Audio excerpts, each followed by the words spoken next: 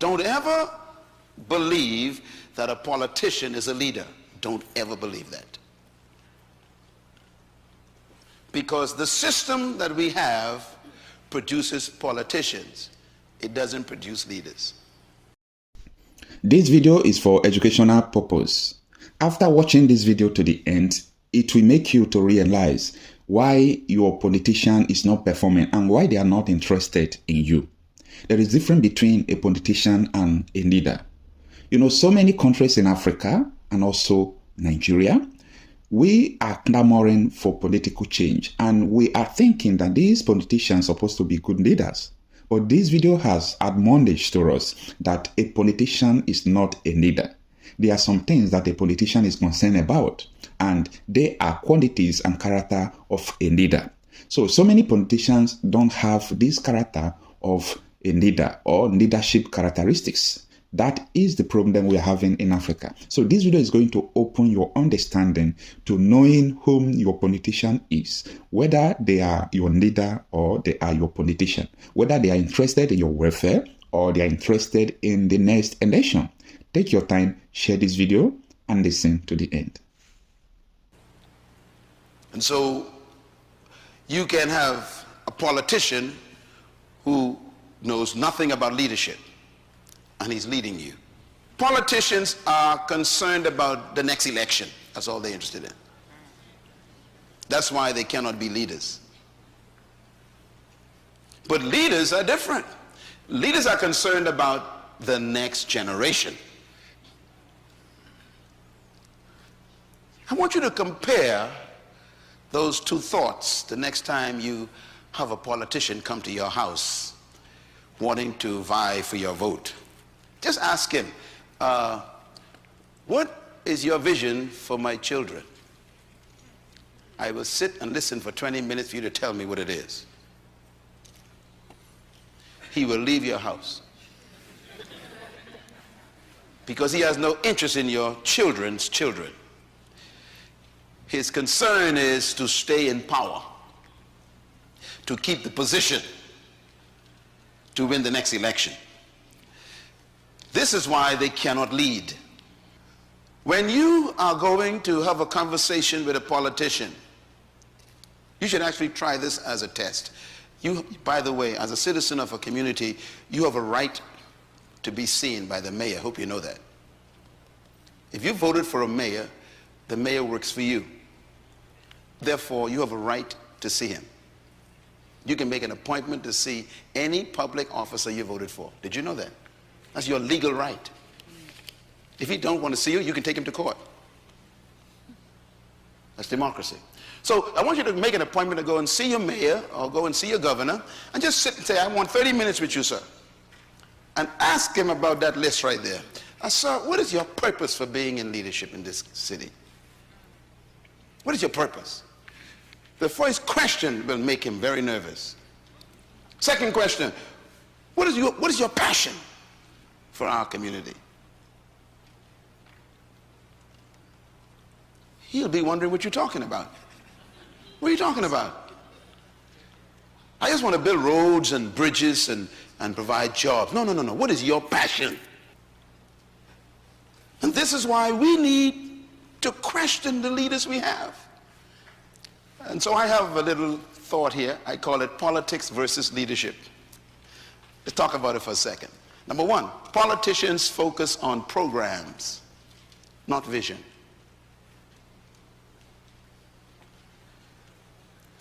Number two, politicians' priority is securing the next election, not securing the next generation. Their focus is different. Number three, politicians are preoccupied with promises, not purpose. What we need is statesmen, stateswomen. We don't need more politicians. A statesman is an interesting human. A statesman thinks of the next generation. We must demystify political leadership going forward. And once we do that, and I think we can do it because I can now begin to see something happening in Africa. Young Africans are beginning to ask searching questions. Africans are beginning to recognize that corruption is a cancer in our body politic. They are beginning to recognize that those who want to buy their votes don't mean well for them. They are beginning to recognize that there is enough money to change their lives if the thieves are eliminated from the political arena. They are beginning to realize that commercialization of politics is a threat to democracy. They are beginning to rise up. And I think that those who have not smelled the coffee will be surprised. They will be surprised when the ground moves from under their feet. They'll be surprised when Africa begins to elect individuals who can demonstrate that they have ideas, because the politics of the 21st century is the politics of ideas and about competition of ideas. And therefore, when one is appointed into any public office because of the demands of the electorate, and this relationship between the African member of parliament or the African president and the electorate is a symbiotic relationship. It is symbiotic in a very perverse manner. And I suspect I'm misusing the word symbiotic, but I'll use it or misuse it nevertheless, to the extent that it explains my point. What happens is that it appears that the electorate has allowed the so-called leader, because many of them are misleaders, to remain in their positions of power and to acquire as much as they can, on the understanding that periodically their loot will be shared with them. It is some kind of Robin Hoodism of a latter-day kind. And this Robin Hood kind of politics is a little bit different, at least from my understanding. Robin Hood robbed the rich in order to share with the poor. But our latter-day African Robin Hoods are in the business of robbing from the poor in order to give a pittance to the very poor. And this is what we are talking about today when we talk about commercialization. So that if you ask any typical African politician, how much does it cost you to be elected into parliament, they'll tell you it is in the millions. It is in the millions, and the millions they spend is perhaps 10 times more than they'll ever earn through their legitimate salaries. And I ask myself, if your salary in 5 years is going to be 1 billion Ugandan shillings, why should you spend 5 billion Ugandan shillings to get into that office? There must be something that we do not see, but you see, and I know what it is. What it is that getting into the office of the member of parliament, or indeed any other political office in Africa, is a guarantee that things will come. So that in many African countries, the politician is the major tenderpreneur. The politician is the gatekeeper. The politician is the one who receives the guests. He is the tax collector informally, aside from the URA. And in this regard, therefore, we must commercialize politics. We may blame the politicians, but what about the electorate? The electorate also is to be blamed. The electorate has insatiable thirst and hunger for things that they have not worked for. They have been trained and they no longer listen to ideas. My good friend Norbert Mao, who I was told was here, I do not know whether he is here, will tell you, not that I have talked to him this morning, but he'll tell you that one of the pains that one has to endure when you confront your typical African electorate is to convince the electorate that ideas count for something. Many times when you address the electorate and you are waxing eloquent, telling them, when I'm elected, I'm going to ensure that we have good health services.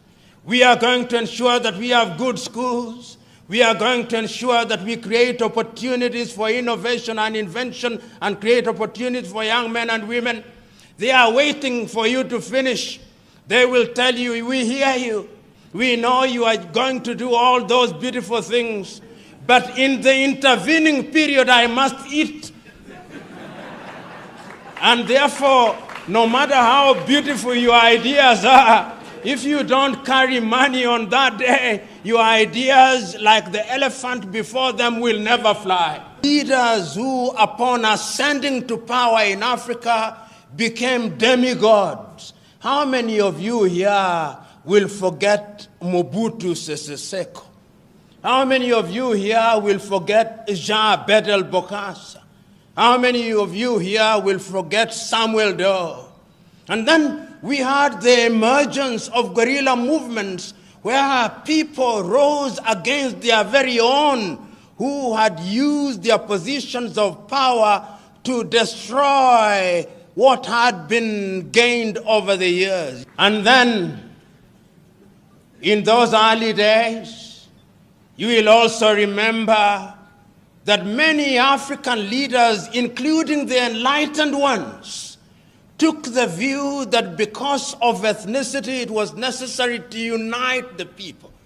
And whether you are speaking from Dar es Salaam in Tanzania, or Lusaka in Zambia, or Kinshasa in what was then Zaire, now the Democratic Republic of Congo, or you are speaking from Nairobi in Kenya, and here in Uganda, the clarion call was that we must have one-party states.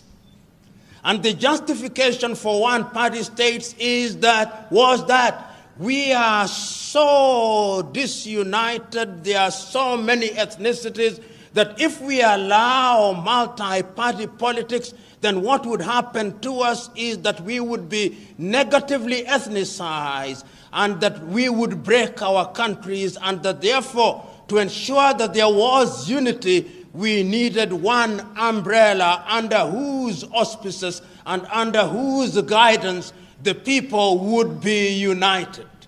But no sooner had we sufficiently articulated the beauty of single-party states than Western Europe told us, no, that is not democracy. Democracy means that you must have many political parties. Democracy means that you must have regular elections.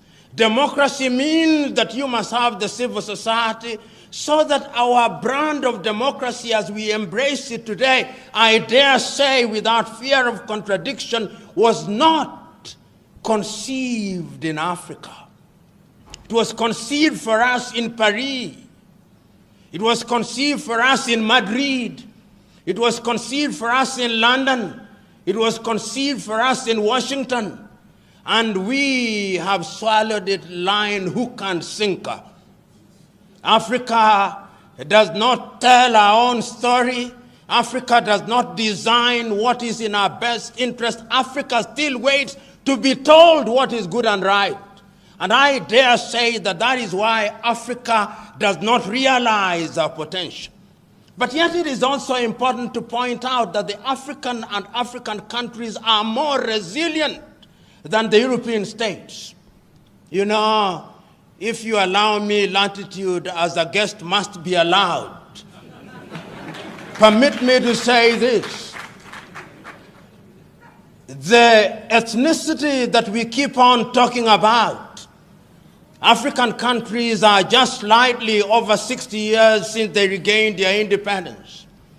Take Nigeria, for example, with over 500 ethnic groups created within an artificial boundary. They have had their problems, they have had their hiccups, but the nation is still alive and well. The difficulties notwithstanding. Take Uganda, for example.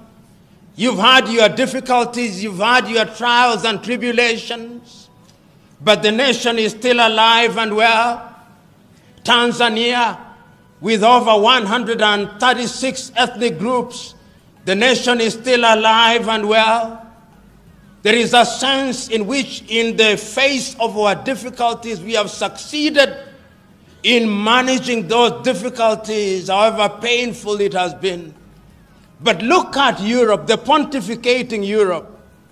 They cannot handle diversity. They cannot. And it's important to remind ourselves this, if only to energize ourselves. The Europeans have had to fight two major tribal wars. They called them world wars. They were tribal wars. The European tribes were at war with each other in 1914. They may have recruited a few Africans and a few other people, and then they call it World War. Then they had another major tribal war in 1939 through to 1945. They didn't call them tribal wars, they called them world wars. And I want you to look at Europe and the purity of their nation.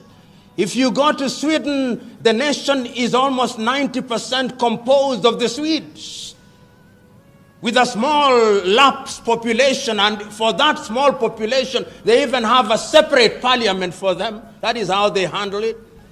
You go to Finland, 90% of Finland are the Finns, with small Swedish population.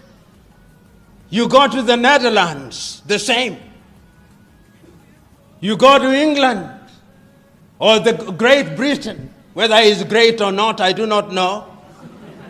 But it's the Great Britain. Even there, if you talk to the Scots, they have something to say about the English. If you talk to the Irish, they have something to say.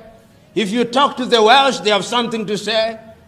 Go to Spain, where there are a few more tribes, they had a civil war. Go to Italy, largely the Italians. And you walk across to Eastern Europe, Yugoslavia was united as one nation under Joseph Broz Tito. Did they not produce many countries during our lifetime? The Soviet Union has given birth to many countries. They have gone into ethnic purity. Africa remains the only continent on earth that somehow, having had artificial boundaries imposed on her, saying that we will retain those boundaries and make the best of it, and one need only go to the pronouncements in 1963, the pronouncements of Kwame Nkrumah and Julius Kambarage Nyerere on the inviolability of the boundaries, repeated again in 1964 in Cairo in Egypt, that if we choose to redraw these boundaries, Africa will be perpetually at conflict, and therefore heavens have given us a lemon. Let us not ask for an orange. Let us make a lemonade unto ourselves.